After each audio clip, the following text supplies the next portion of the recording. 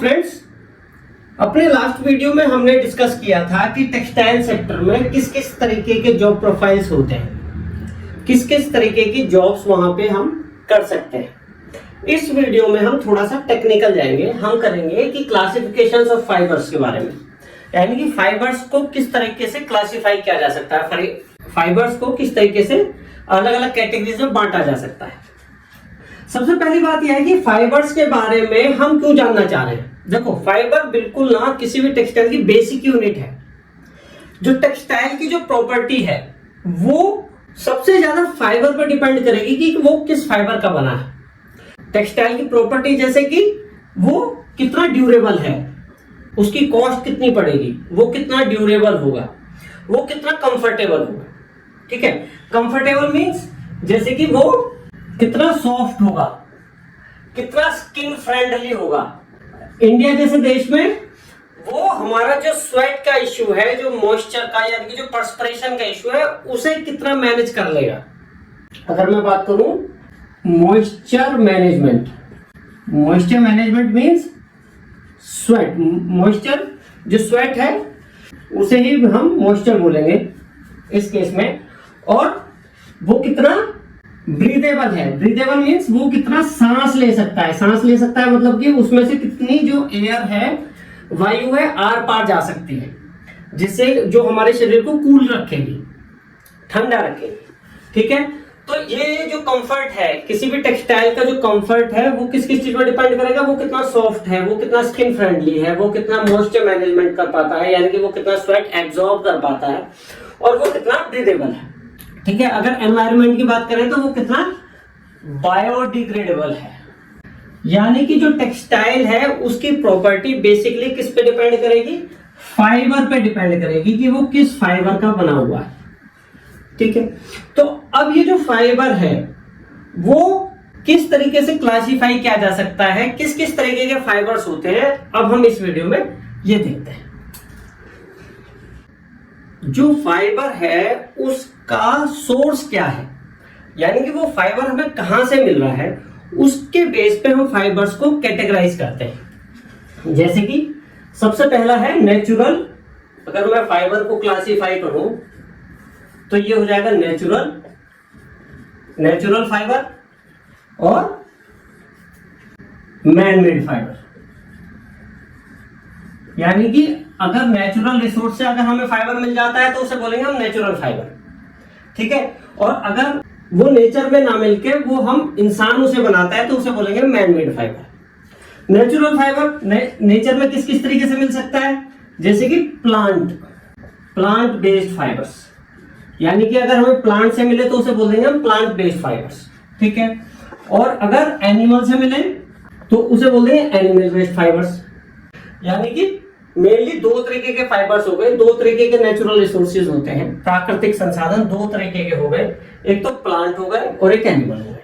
तीसरा भी होता है, अगर हम बात करें मिनरल बेस्ड फाइबर्स, लेकिन ये क्योंकि स्किन को हार्म्स करते हैं तो नॉर्मली यूज नहीं होते, तो हम मिनरल फाइबर्स की बात नहीं करेंगे। हम मेनली बात करेंगे प्लांट बेस्ड फाइबर्स और एनिमल बेस्ड फाइबर्स। ठीक है, अच्छा, प्लांट बेस्ड फाइबर की अगर हम बात करें, प्लांट फाइबर्स भी हमें किस किस तरीके से, जो पेड़ है उसके अलग अलग हिस्सों से मिल सकते हैं। पेड़ के अलग अलग हिस्सों से हम ऑब्टेन कर सकते हैं फाइबर्स। तो वो कैसे कैसे, एक है सीड फाइबर, यानी कि ये फाइबर क्या होता है, इसमें सीड होता है। ठीक है, जैसे कि कॉटन को सीड बेस्ड फाइबर बोला जाता है। नेचुरल है, प्लांट फाइबर है और सीड बेस्ड फाइबर है। दूसरा बास्ट फाइबर। बास्ट फाइबर किसको बोला जाता है, जो पेड़ के तने से, बास्ट मींस तना, जो पेड़ के तने से जो फाइबर्स मिलते हैं उन्हें बोला जाता है बास्ट फाइबर्स। जैसे कि लिनन, जूट, हेम्प। जो ये लिनन है इसे ही हम फ्लैक्स फाइबर भी बोलते हैं। ठीक है, तो कहीं पे लिनन यूज होगा, कहीं पे फ्लैक्स यूज होगा, वो एक ही बात है। तो बास्ट फाइबर्स हो गए मेनली लिनन, जूट, हेम्प। ठीक है, अच्छा, तीसरा हो जाएगा फ्रूट फाइबर, यानी कि जो पेड़ है उसके फ्रूट से जो फाइबर ऑब्टेन होगा। जैसे कि कोकोनट फाइबर, जो कोकोनट होता है, जो नारियल होता है, उसके जो स्किन पे, जो बाहरी स्किन होते हैं उस पे भी फाइबर्स होते हैं, तो उससे भी टेक्सटाइल्स बनाए जा सकते हैं। तो उसको बोला जाता है, कोकोनट फाइबर को बोला जाता है फ्रूट फाइबर। तो बेसिकली जो नेचुरल फाइबर्स हैं, जो फाइबर्स के जो नेचुरल जो कैटेगरी है, वो जो प्लांट बेस्ड फाइबर हैं उनको 3 कैटेगरी में बांटा जाता है। सीड फाइबर यानी कि कॉटन, बास्ट फाइबर्स यानी कि लिनन, जूट और हेम, और तीसरा है फ्रूट फाइबर जैसे कि कोकोनट फाइबर। ठीक है, अच्छा अब हम करते हैं, ये तो हो गए प्लांट बेस्ड फाइबर्स। अब एनिमल फाइबर की बात करें तो एनिमल फाइबर में मेनली 2 फाइबर होते हैं जो एनिमल से मिलते हैं, एक तो वूल और एक सिल्क। वूल और एक सिल्क। वूल जो भेड़ों से मिलती है, और सिल्क सिल्क वॉर्म से, रेशम का जो कीड़ा होता है उससे सिल्क मिलता है। ठीक है, मिनरल फाइबर में एक होता है एस्बेस्टोस, क्योंकि स्किन के लिए हार्मफुल है तो हम इसकी बात नहीं कर रहे हैं। तो हम मेनली फाइबर्स में जो नेचुरल कैटेगरी है उसमें हम मेनली इन फाइबर्स की बात करेंगे आने वाली क्लासेस में, है ना। कॉटन, लिनन, जूट, हैम, वूल और सिल्क के। ठीक है, तो ये हो गए हमारे नेचुरल फाइबर्स। अब हम बात करेंगे जो कॉटन जो फाइबर है, जो नेचुरल फाइबर है, उसकी क्या क्या खास बातें होती हैं। सबसे बड़ी खास बात होती है उसकी कंफर्ट। कंफर्ट अभी हमने बात की थी। कंफर्ट मींस क्या है, देखो जैसे कॉटन है, कॉटन एक बहुत कंफर्टेबल फाइबर है। क्यों? क्योंकि वो सॉफ्ट है, वो स्किन फ्रेंडली है। स्किन फ्रेंडली से क्या मतलब है, यानी कि एलर्जी की कोई इश्यू उसमें नहीं होगी। ठीक है, तीसरा वो जो स्वेट है, जो हमारा पसीना है, उसको बहुत अच्छा एब्जॉर्ब करता है, यानी कि उसका जो मॉइस्चर रिगेन है वो अच्छा है। नेचुरल फाइबर्स का मॉइस्चर रिगेन अच्छा ही होता है, तो वो काफी स्वेट को एब्जॉर्ब करने में हेल्प करते हैं, तो बॉडी डिस्कम्फर्ट नहीं होती। चौथा ब्रीदेबिलिटी, यानी कि वो सारे उनमें से जो एयर है वो आर पार पास हो जाती है, आर पार निकल पाती है, तो यानी कि उस प्रॉपर्टी को बोला जाता है ब्रीदेबिलिटी, यानी कि सांस लेता है, यानी कि वो जो फाइबर है वो सांस ले सकता है, उसमें से एयर आर पार आ जा सकती है, जो हमारी बॉडी को कूल रखेगी। और एनवायरनमेंट की बात करें तो बायोडिग्रेडेबल है, बायोडिग्रेडेबल है, यानी कि ये इजीली डिस्पोज हो जाता है एनवायरनमेंट में। ठीक है, लेकिन इनमें जो लिमिटेशन है, अगर हम लिमिटेशन की बात करें, इनकी लिमिटेशन मतलब उसमें जो कमियां हैं वो क्या है। सबसे पहली बात यह है कि ये बहुत कॉस्टली है, यानी कि बहुत एक्सपेंसिव है, बहुत महंगे हैं। महंगे क्यों हैं? क्योंकि ये नेचुरल रिसोर्सेज से मिलते हैं, और जो नेचुरल रिसोर्सेज है वो लिमिटेड है, यानी कि एक लिमिट है उनकी, तो इस वजह से वो काफी कॉस्टली पड़ते हैं। दूसरी बात इनमें क्या होती है, जो दूसरा इश्यू है, उनमें केयर की बहुत जरूरत रहती है, हाईली केयर। हाई केयर से मतलब क्या है, यानी कि इनमें श्रिंकेज का इश्यू रहता है एक बात तो। ठीक है, जैसे ही वॉश करेंगे ये श्रिंक कर जाते हैं, सिकुड़ जाते हैं। और दूसरी बात, ये जो है रिंकल्स इसमें पड़ जाते हैं। देखो जब भी श्रिंक होगा ना कोई कपड़ा, उसमें रिंकल्स पड़ जाएंगे। रिंकल्स से मतलब क्या है, गुलझट, है ना। तो श्रिंकेज का इश्यू रहता है, रिंकल्स का इश्यू रहता है, और कॉस्टली वो है। तो मेनली चीज है कॉस्ट। कॉस्ट को कैसे रिड्यूस किया जाए, रिसोर्सेज लिमिटेड है इसलिए कॉस्ट है, तो रिसोर्सेज पे से अगर डिपेंडेंस खत्म कर दी जाए, जो नेचुरल रिसोर्सेज है अगर उस पे से डिपेंडेंस खत्म कर दी जाए तो कॉस्ट नीचे आएगी, है ना। तो इस कॉस्ट को नीचे करने के लिए आ गए हमारे man made fibres. Man made fibres यानी कि जो रॉ मटेरियल है वो हमारा केमिकल से तैयार होगा। केमिकल कौन सा यूज होता है, पेट्रोकेमिकल। तो ये जो पेट्रोकेमिकल बेस्ड फाइबर है, ठीक है, कौन कौन से हैं मेनली पेट्रोकेमिकल फाइबर, या मैं बोलूं मैन मेड फाइबर्स, कौन कौन से हैं। सबसे पहले जो सबसे ज्यादा यूज होता है पॉलिएस्टर, और कौन सा यूज होता है नायलॉन, और कौन सा यूज होता है एक्रिलिक और इलास्टेन। और भी फाइबर है लेकिन मेन फाइबर ये है इलास्टेन। मैं तुम्हारा लिख देता हूं, इलास्टेन को स्पेंडेक्स बोलते हैं। स्पेंडेक्स एक्चुअली ब्रांडेड नेम है, और इलास्टिन जेल निकलने में। ठीक है, तो ये हो गए हमारे मैन मेड फाइबर्स, यानी कि ये हमारे लैब में तैयार होते हैं, केमिकल से तैयार होते हैं। अच्छा, अब जो ये फाइबर्स हैं इनसे कॉस्ट कम हो गई। एक इनकी सबसे बड़ी बात क्या है कि ये जो फाइबर्स हैं ये वाटर एब्जॉर्ब नहीं करते। जब वाटर एब्जॉर्ब नहीं करेंगे तो श्रिंक नहीं करेंगे, श्रिंक नहीं करेंगे तो रिंकल्स के इश्यू भी नहीं आएगा। तो हमारी जो ये प्रॉब्लम्स है ना, श्रिंक ये वाली, कॉस्ट की ए, श्रिंकेज की बी और रिंकल्स की सी, यानी कि जो कॉस्ट ऑफ केयर, ये दोनों प्रॉब्लम्स यहां से हमारी सॉल्व हो जाती हैं सिंथेटिक फाइबर से। लेकिन इशू क्या है इनके साथ? इनके साथ इशू ये है कि ये जो केयर वाला जो इशू है ना, जो वाटर एब्जॉर्ब नहीं करते, जिसकी वजह से इनमें केयर कम चाहिए, यही इसकी प्रॉब्लम भी है। वाटर एब्जॉर्ब नहीं होता तो क्या होता है कि ये स्वेट को एब्जॉर्ब नहीं करते, स्वेट को एब्जॉर्ब नहीं करते यानी कि डिस्कम्फर्ट करते हैं, क्योंकि इनका मॉइस्चर गेन बहुत कम है, यानी कि वो पानी को, मॉइस्चर को एब्जॉर्ब नहीं करते। मॉइस्चर को एब्जॉर्ब नहीं करते तो जो बॉडी में जो पसीना आया वो एब्जॉर्ब नहीं करेगा, तो वो बॉडी से चिपका रहेगा पसीना, तो वो डिस्कम्फर्ट करेगा। तो सबसे बड़ी प्रॉब्लम क्या है? डिस्कम्फर्ट की। दूसरी बात क्या है कि ब्रीदेबिलिटी भी इनकी बहुत कम है, यानी कि एयर आर पार इसमें नहीं जा पाती। तीसरी, ये स्किन फ्रेंडली भी नहीं है। स्किन फ्रेंडली कैसे नहीं है? इनमें एलर्जी का इश्यू होता है। अगर किसी बंदे को ऑलरेडी थोड़ी बहुत एलर्जी है तो ये उसकी एलर्जी को बढ़ा देंगे, यानी कि वो प्रॉब्लम कर सकते हैं। ठीक है, सॉफ्ट भी नहीं है, यानी कि जो ये वाले जो इसकी खास बात है कॉटन की, ये इसको मीट नहीं करते जो बेसिक प्रॉपर्टीज हैं जो बॉडी को कंफर्ट देती हैं, और ये बायोडिग्रेडेबल भी नहीं है, यानी कि वो प्रकृति में डिस्पोज भी नहीं हो पाते। तो इसके कॉस्ट की प्रॉब्लम इसने सॉल्व कर दी और इसने केयर वाली प्रॉब्लम सॉल्व कर दी, लेकिन जो बेसिक इश्यूज है, जो बेसिक जो कंफर्ट के जो लेवल है, कंफर्ट के जो पैरामीटर्स हैं, उनको ये मीट नहीं कर पाते। ठीक है, तो अब इस प्रॉब्लम को सॉल्व करने के लिए क्या किया जाए, ये एक बार मैं रब कर देता हूं, फिर देखते हैं। तो हमने क्या क्या पढ़ा?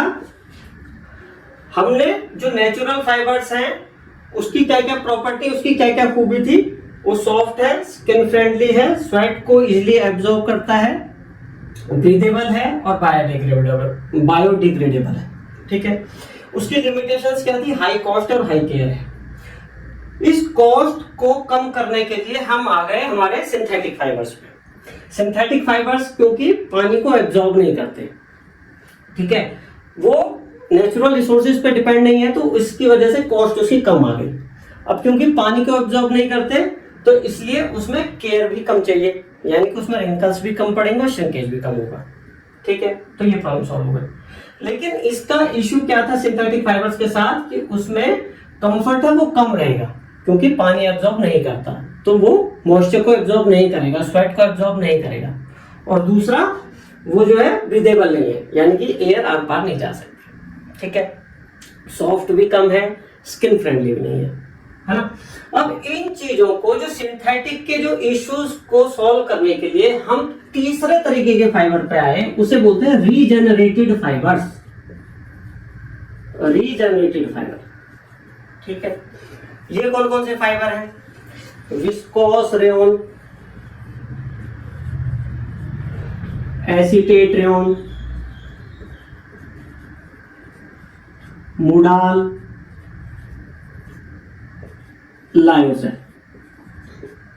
मेनली ये चार फाइबर्स हैं। ठीक है, एसीटेट रेयन की वो हैं diacetate and triacetate. अच्छा, ये है क्या रीजेनरेटेड फाइबर? रीजेनरेटेड में हमने क्या किया, इसका जो रॉ मटेरियल है ना वो टोटली केमिकल ना होके, जो रीजेनरेटेड का जो रॉ मटेरियल है वहां पे हमने जो पेड़ों से मिलने वाला पल्प जिसमें सेलुलोस है, वो जो सेलुलोस रॉ मटेरियल हमने रीजेनरेटेड में यूज कर लिया। यानी कि जो सिंथेटिक था वहां पे सारा जो रॉ मटेरियल था वो केमिकल था, यहां पे हमने पल्प को यूज किया है। पल्प में सेलुलोस होता है, यानी कि जो उसके बेसिक जो प्रॉपर्टीज हैं जो नेचुरल फाइबर्स की होती हैं वही हमें प्रॉपर्टी रीजेनरेटेड से मिल जाएंगी। यानी कि वो सॉफ्ट भी होगा, स्किन फ्रेंडली भी होगा, स्वेट को भी एब्जॉर्ब करेगा, ठीक है, ब्रीदेबल भी होगा, बायोडिग्रेडेबल भी होगा। क्लियर। लेकिन इनकी प्रॉब्लम क्या है, अच्छा अब क्योंकि इसका एक बहुत बड़ा पार्ट ये लैब में तैयार होगा तो यहाँ पे कॉस्ट भी इसकी कम रहेगी, यानी कि हमारा लो कॉस्ट का भी ऑब्जेक्टिव क्लियर हो गया, मिल गया हमें, और ये वाली जो प्रॉपर्टीज भी मिल गई रीजनरेटेड फाइबर्स में। लेकिन यहाँ पे इश्यू क्या रह गया, जो इसकी जो ड्यूरेबिलिटी है, जो स्ट्रेंथ है, वो कॉटन से भी कम हो गई।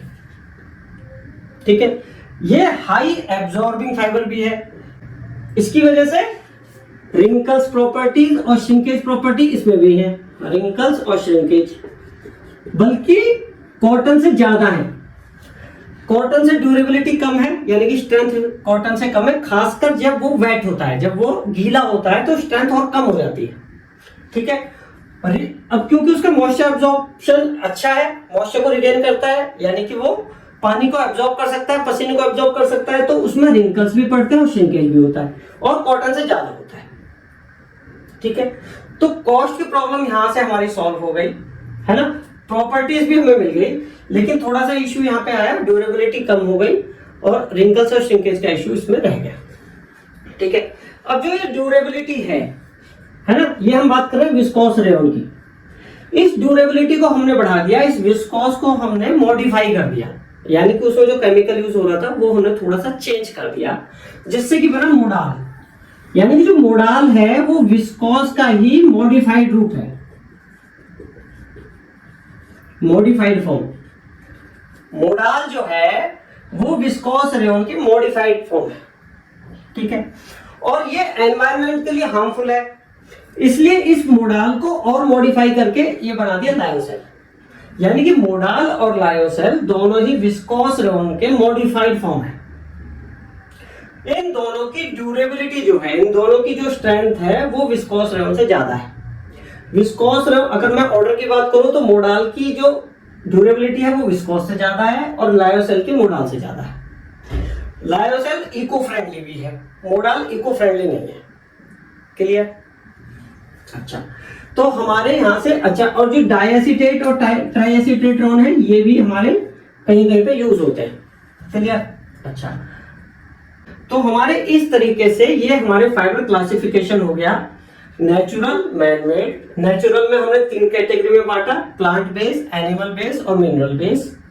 प्लांट बेस में हमारा कॉटन आ गया, यानी कि जो फ्रूट फाइबर, जो हमारा सीड बेस फाइबर था, फिर बास्ट फाइबर्स थे, और फिर फ्रूट बेस फाइबर था, कोकोनट फाइबर, है ना। और प्लांट बेस के बाद फिर हमने किया था एनिमल बेस, जिसमें वूल और सिल्क था। ठीक है, उनमें कुछ इश्यूज थे, मेनली कॉस्ट का इश्यू था, तो हम सिंथेटिक फाइबर्स पे आ गए। सिंथेटिक फाइबर्स ने हमारी कई प्रॉब्लम सॉल्व कर दी और कई प्रॉब्लम रह गई, तो उन चीजों को और क्लियर करने के लिए और इंप्रूव करने के लिए हम रीजनरेटेड फाइबर पे आ गए। रीजनरेटेड फाइबर में अभी भी हमारी कुछ प्रॉब्लम सॉल्व हो गई और कुछ थोड़ी सी रह गई। ठीक है, तो ये कुल मिलाकर फाइबर क्लासिफिकेशन है। नेक्स्ट वीडियो में हम ये जो फाइबर्स के जो क्लासिफिकेशंस हैं उनमें मेन डिफरेंसेस करेंगे, उनकी प्रॉपर्टीज करेंगे, और फिर उसके बाद एक एक फाइबर को हम थोड़ा सा डिटेल में स्टडी करेंगे। ठीक है, थैंक यू।